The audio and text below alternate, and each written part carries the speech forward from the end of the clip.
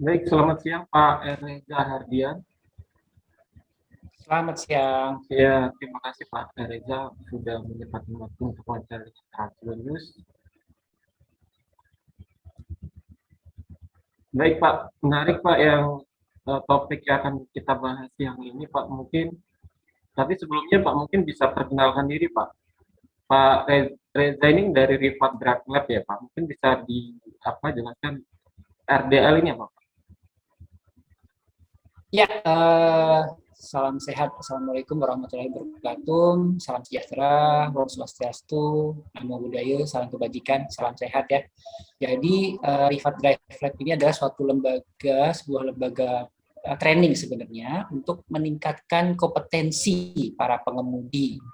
Jadi, setelah orang-orang mendapatkan SIM, itu kami anggap bahwa secara keterampilan mereka sudah kompeten. Nah, kami berdasarkan experience dari Pak Rifat pribadi, yaitu banyak kesalahan-kesalahan yang beliau sudah lakukan, tapi beliau ingin memperbaiki.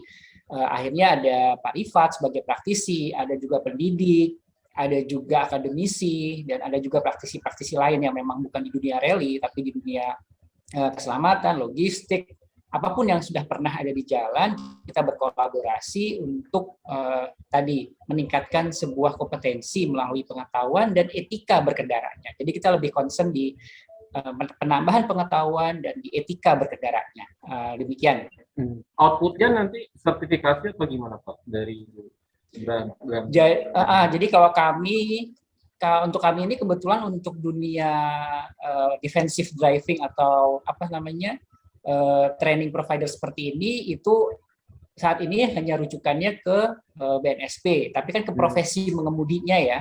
Nah, sementara kami ini banyak yang bukan menjadi profesi, tapi dia hanya sebagai misalnya kayak beberapa orang yang mungkin hanya dari rumah ke kantor gitu, tapi sampai kantor dia bekerjanya tidak mengendarai.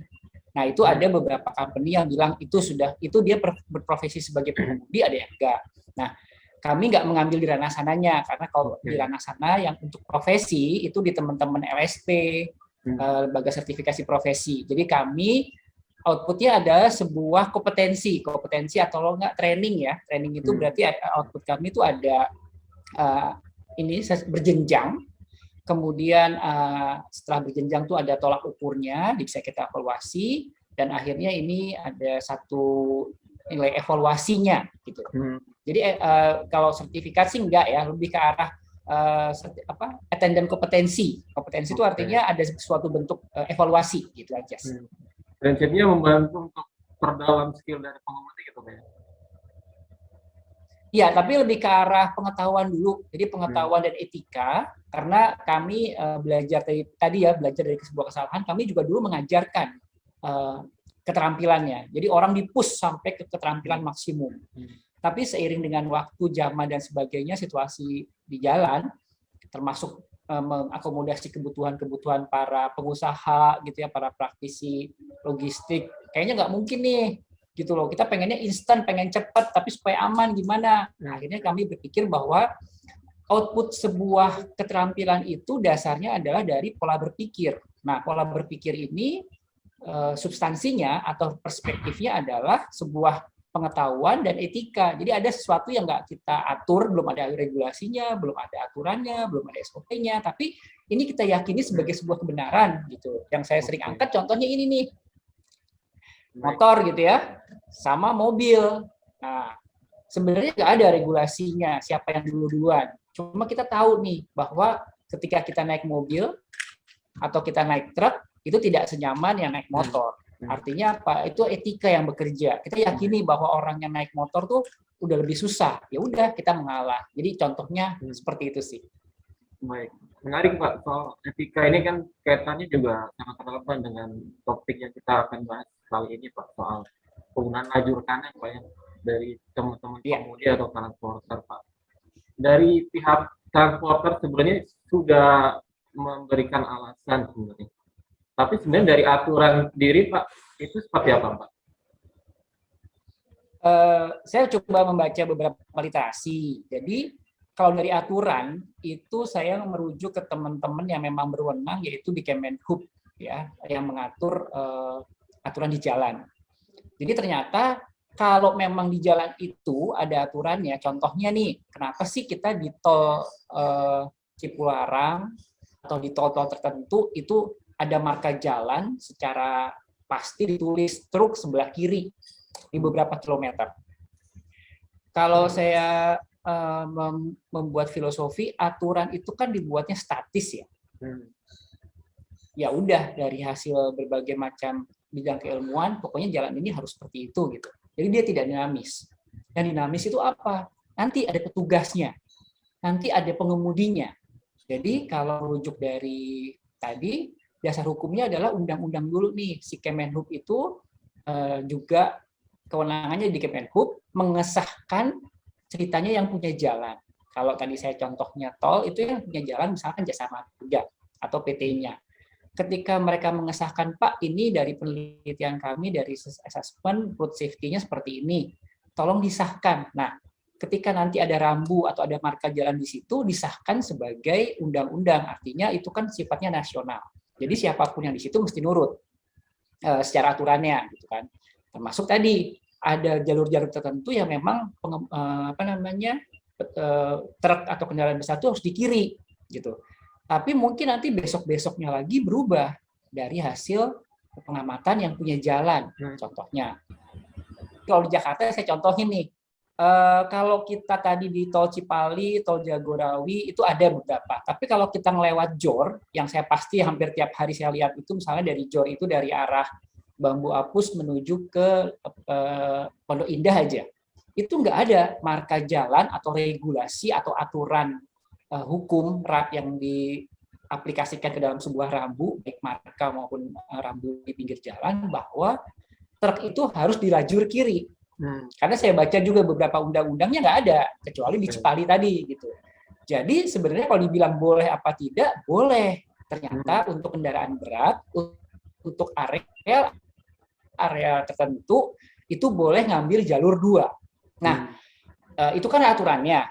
Dan etikanya adalah, etika berkendara tuh kita sebagai pengemudi harus menyisakan satu lajur di sebelah kanan untuk menyalip. Nah, di mana di tol bebas hambatan itu adalah multi jalur, kalau kita melihat bahwa di kanan itu masih ada jalur yang bisa dipakai untuk mendahului, itu berarti secara etika juga pas, gitu. Cuma yang harus kita coba pahami bersama adalah banyak teman-teman ini mereferensinya dari luar negeri. Ini beda menurut saya. Filosofi tol di dalam negeri dan di luar negeri itu beda. Kalau di sana benar-benar highway ya. Highway itu berarti dia boleh dipacu sedemikian rupa. Makanya mereka aturannya jelas. Tapi kalau di Indonesia tuh kayaknya tol tuh cuma jalan yang berbayar gitu ya. Tapi bukan untuk full speed. Jadi kan kalau kita lihat diskusinya di forumnya Telegram terus magazine kan kayaknya orang begitu terhalang kecepatannya, dia menuntut saya udah bayar, saya boleh dong, kenapa saya nggak bisa dapat kecepatan minimum? Nggak di situ, karena definisi tolnya versi yang punya jalan pun adalah ini tol yang jalan yang berbayar, tapi tidak ada hak prerogatif di mana kita setelah bayar kita meminta berbagai macam hak. Contohnya kita harus bisa di speed limit yang kita bahas beberapa kali, misalnya ada gap kecepatan atau apa. Ya selama yang punya tol atau yang berwenang bilang ada gap kecepatan nggak masalah, ya udah gitu. Berarti ada salah pengertian nih. Kita harus pahami dulu bahwa di tol itu udah bukan kayak speed highway ya. Tol itu yang sebuah jalan berbayar. Nah, yang punya kewenangan siapa? Ya yang punya jalan plus disahkan aturan undang-undangnya kepada regulator, yaitu Dishub gitu. Nah, dari pihak pengemudi atau transporter sendiri, literasinya gimana Pak soal itu ini? Cukup memadai Pak? Maksudnya apa literasinya ya? Iya, literasi tentang aturan ini mereka cukup tahu, cukup paham atau gimana kondisinya? Experience saya aplikatifnya adalah by case sih, by case. Jadi misalnya yang saya tahu ada beberapa provider yang cukup concern di bidang ini gitu ya. Kemudian dia di jalur kanan nih, karena nggak ada rambunya gitu ya, coba-coba. Kemudian dia ditilang nih di tengah jalan, di dalam proses itu di jalan. Tapi kan kalau sistem manajemen keselamatan di perusahaan itu berjalan, setelah ditilang akan diproses kan. Kenapa nih ditilang? Oh ternyata di lajur 2. Terus kan nanti ditanya kan, kenapa di lajur 2? Ada mitigasinya, ada investigasinya. Ternyata yang ini nggak boleh, padahal di situ aturannya nggak ada. Oh ya udah, berarti kita gariskan kepada SOP internalnya untuk jalur A dan jalur B berdasarkan experience. Ini petugasnya tetap tidak memperbolehkan. Akhirnya menjadi petunjuk SOP pelaksanaan di beberapa provider. Di beberapa teman-teman yang transportir. Cuma kan sayangnya nggak banyak nih yang menerapkan sistem manajemen keselamatan. Jadi ditilang aja akan diproses. Nah, yang nggak menerapkan ini akhirnya ya tadi kan driver yang kasihan, bolak-balik kena tilang, dan komunikasi di teman-teman driver yang tidak ada, perusahaannya tidak menerapkan sistem manajemen keselamatan, informasi ini pasti nggak akan tersalurkan dengan baik gitu. Tapi kalau di teman-teman transportasi yang concern di bidang sistem manajemen keselamatan, oke, sekarang dari titik A titik B yang biasanya kita lewat jalur tengah, kita harus ke pinggir ya. Kenapa? Karena di situ nanti ada petugas. Walaupun di situ kita pahami bersama, misalnya aturannya harusnya boleh kok, tapi tadi saya utarakan aturan ini sifatnya statis, sedangkan yang dinamis itu adalah petugas di lapangan. Jadi kita mesti combine, kita mesti menyesuaikan dengan apa yang dipahami di petugas di lapangan. Kan dia yang berwenang, dia punya kewenangan, ya udah kita turuti gitu. Jadi jangan juga membantah, Pak, ini aturannya nggak bisa. Gimana aturan statis itu akan kalah oleh aturan dinamis yang kita sebut bahasanya diskresi. Ketika tadi, kenapa ditilang? Contohnya, ternyata ada pengamatan. Iya Pak, tadi Bapak ngambilnya terlalu patah. Kan harusnya kalau menyalip itu truk ada prosedurnya. Nah, ketika Bapak ngambil patah, bukannya nggak boleh Pak, tapi cara Bapak yang salah. Saya yakin petugas itu punya alasan. Dan alasan itu pasti sesuai sama experience, keterampilan, dan kewenangannya dia. Dan itu harusnya sebaiknya diberikan informasi ke perusahaannya, biar perusahaannya mengolah, biar HSE-nya menentukan sebagai sebuah prosedur. Kalau sudah menjadi prosedur, ya itu sudah menjadi aturan, gitu kan? Karena kita bekerja untuk perusahaan, bukan untuk pribadi. Itu sih mungkin Mas gambarannya. Pak, dari transporter itu kan kemarin yang disampaikan di media kan itu kasusnya di jalur arteri ya Pak ya. Maksudnya yang alasan kenapa menggunakan lajur kanan itu seperti ada kendaraan parkir lah, kondisi jalan tidak rata atau berlubang atau karena pasar tumpah, itu bisa dikompromikan Pak, alasan-alasan seperti itu Pak. Iya, kompromi dalam arti gini, ada penjelasannya. Ya, jadi ada, kalau kita merujuk ke teman-teman KNKT itu kan kita bukan mencari siapa yang salah. Seperti tadi, ini aturannya statis, tapi ketika dalam situasi tertentu itu adalah dinamis. Peraturan regulasi bisa berubah perspektifnya menjadi sebuah penilaian tadi, gitu ya. Jadi kita tahu ada lingkungan yang tidak ideal, maka dua yang kita perbaiki, yaitu dua itu apa? Kendaraannya sama kitanya berpikir. Kalau kita statis sama peraturan, itu namanya safety, bahasa saya ya.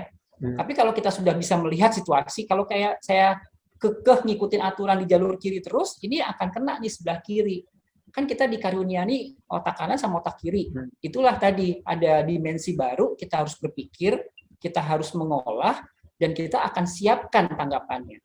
Ini ada contoh kasus yang bisa kita menjadi referensi. Beberapa teman-teman logistik atau transporter ini membuat kamera rekaman, ada kameranya. Jadi ketika nanti mereka disalahkan, kenapa tadi ngambil lajur kanan? Ini ada sebuah evidence. Evidence ini kalau di dunia akuntabilitas atau di dunia investigasi, ini evidence yang cukup valid gitu. Iya Pak, tadi saya memang melanggar. Kenapa? Walaupun ada marka jalan pun garisnya lurus-lurus. Karena ternyata tadi ada situasi di mana sepeda itu di sebelah kiri saya. Kecepatan saya misalnya 15 atau 30. Dengan kecepatan segitu, minimal jarak saya untuk sepeda supaya dia tidak kena angin dari saya, misalnya saya pengemudi truk, atau supaya safety, saya harus punya jarak minimum 1 meter. Berarti saya tahu 1,5 meter. Ukuran kendaraan saya sekian. Nah, itu bisa kok diterjemahkan. Dan pengalaman saya ketika penjelasan itu didiskusikan, para aparat, para petugas yang berwenang bisa kok diskusi dan akhirnya ditarik surat tilang itu Dan bukannya 86 ya, bukan 86, tapi memang setelah dianalisa, diinvestigasi, ada situasi yang membuat harus melanggar sebuah regulasi, tapi ada alasannya. Gitu. Bisa kok, bisa diperjelaskan. Gitu. Jadi penggunaan perangkat semacam GPS itu cukup membantu gitu Pak ya? Iya, betul.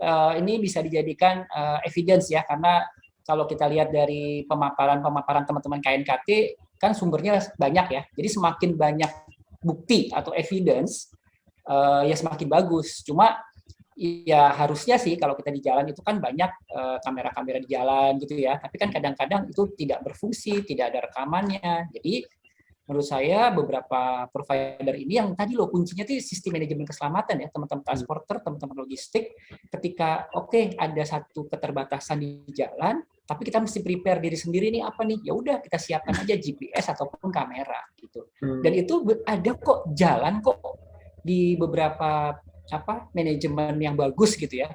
Manajemen yang bagus ini juga siapa awalnya dan punya orang lokal kok gitu ya. Kalau kita sering dengar kenapa sih mereka bagus? Iya karena mereka dari luar negeri. Enggak juga, ada orang-orang kita, orang-orang lokal, perusahaan lokal, dan bahkan dari yang baru maupun yang lama, karena itu tadi sih sebenarnya mindsetnya. Ketika mereka faktor keselamatan nomor 1, semua bisa dilakukan kok gitu. Dan bisa ekonomis juga gitu, dibandingin kita nanti harus mengganti ketika terjadi accident, lebih baik kita preventifnya membeli alat-alat itu. Dan saya rasa alat-alat itu juga sekarang banyak ya, ada yang ekonomis tuh artinya dia bisa direkam, ada saat-saat tertentu bisa juga full, ya tinggal disesuaikan aja. Ketika kita tahu ada keterbatasan alat bukti ini, ya kitanya harus lebih waspada lagi, gitu aja sih timbal baliknya. Tapi tingkat kebutuhannya bukan untuk kebutuhan apa ya, untuk alat bukti, tapi untuk controlling pengemudi juga sebenarnya. Penambahan alat. Betul. Iya. Baik. Di kesempatan lain kan Pak Reza juga menyebutkan kan ada beberapa provider atau transporter yang mengizinkan pengemudi untuk menggunakan lajur kanan gitu ya, dengan kasus tertentu gitu. Itu penjelasan gimana? Dan itu angkutan BBM ya Pak, kalau nggak salah ya Pak? Iya, jadi kalau mohon maaf nih saya bikin sebuah kasta ya, jadi peringkat gitu deh. Setahu saya peringkat yang terberat itu adalah operator dangerous good. Dangerous good itu ya barang-barang berbahaya. Jadi mereka tuh udah tertib banget. Iya. Jadi selain misalnya kompetensinya 16 gitu yang lain, kalau kemudi B3 tuh bisa 18, bisa 20, bisa 25. Jadi kasta tertinggi karena aturannya banyak gitu. Nah, kenapa seperti itu? Tadi hasil assessment. Jadi hasil assessment itu mengatakan contoh secara konstruksi semua jalan itu dibuat miring. Pasti ke kiri miringnya. Kenapa? Karena ada konstruksi sipil lah, airnya harus mengalir dan sebagainya kan. Itu satu. Jadi artinya kemiringan jalan kalau makin ke kiri ya pasti miring. Gitu kan. Nah, teman-teman yang bawa B3 ini yang ada benda cairan, walaupun itu sekarang teknologinya udah disekat-sekat, tetap ada namanya flooding. Jadi ayunan itu pasti akan ada. Nah, kebayang ketika jalannya miring. Dia akan tertekan di satu titik. Kalau truk yang udah baru-baru dengan suspensinya yang disebutnya air suspension, dia mendapat tekanan terus-menerus seperti itu ke kiri gini dengan goyangan ini akan merusak suspensinya. Kalau yang lama-lama mungkin lebih kuat, yang masih pakai per segala gitu ya, bukan baru ditambahin gitu malah makin kuat. Tapi sekarang nggak ada, akhirnya mereka mau nggak mau bikin SOP di internalnya. Tapi dilihat lagi si orang-orang HSE, teman-teman HSE, teman-teman dari yang mengatur driver, yang mengatur juga istilahnya road track-nya, ya itu berdiskusi mereka. Oke, di titik ini sebenarnya kita boleh nggak ke kanan? Nggak ada aturannya kok, boleh kok. Oke, boleh. Tapi di situ udah nggak boleh tuh, gitu kan misalnya. Ya ini tinggal dibicarakan. Jadi saya minta izin. Gitu. Ada SOP-nya biasanya di internalnya mereka. Ketika di titik tertentu mereka harus ke kanan, sama kayak pilot. Jadi mereka mengadopsi pilot. Pilot itu kan apapun yang mau dilakukan minta izin dulu. Jadi si operator ini harus minta izin dulu. Saya mau ngambil kanan. Kenapa? Karena alasan ini. gitu loh. Dan memang harus izin dulu, belum nggak bisa serta-merta gitu loh. Itu hal yang lain. Terus kemudian juga ada isu tambahan ini, jadi lingkungannya kan kalau sekarang itu banyak memang kerusakan akhirnya dengan odol yang masih belum ditertibkan ini kan, yang biasa-biasa itu yang overdose itu kan lewatnya kiri terus ya. Akhirnya memang kirinya tuh lebih banyak kerusakan dibandingin yang tengah. Gitu. Akhirnya beberapa kendaraan yang tahu bahwa wah, saya udah tahu nih, tadi udah periksa kendaraan, muatan saya lebih banyak, kemudian saya lihat kayaknya ban saya juga nggak optimum, tapi saya udah harus berangkat nih. Artinya kan tadi si pengemudi ini harus punya pengetahuan lain. Gimana caranya ya? Saya harus menghindari lubang-lubang itu.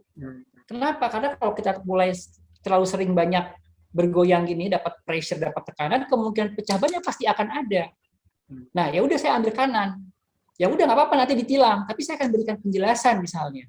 Jadi kita nggak bisa seorang pengemudi dituntut seperti itu, udah harus bisa menjelaskan apa latar belakang dia mengambil sebuah teknik A atau pertimbangannya A, B, C, D, E. Nah, itulah sih sebenarnya yang terpenting gitu.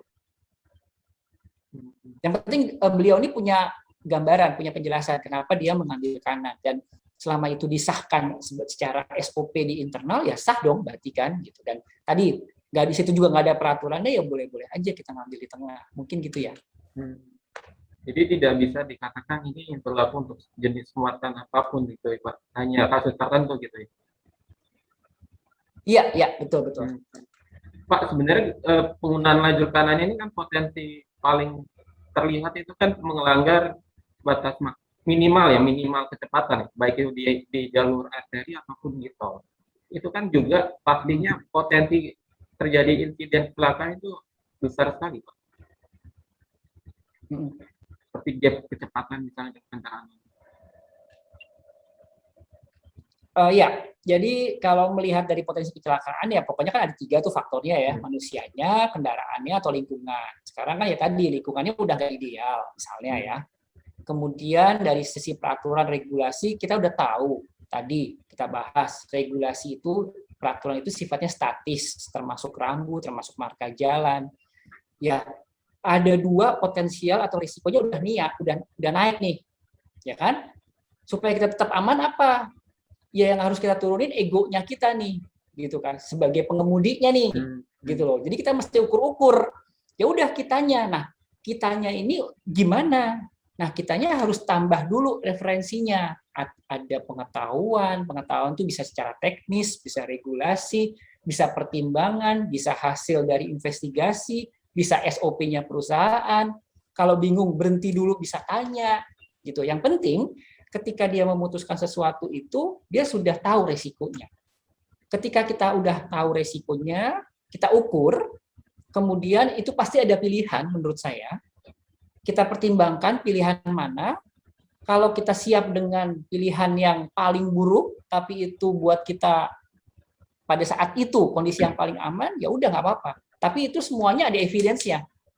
Dibuktikan boleh, difoto boleh, supaya nanti ketika ada investigasi itu menjadi bukti dan bisa aja kita yang tadinya salah menjadi benar.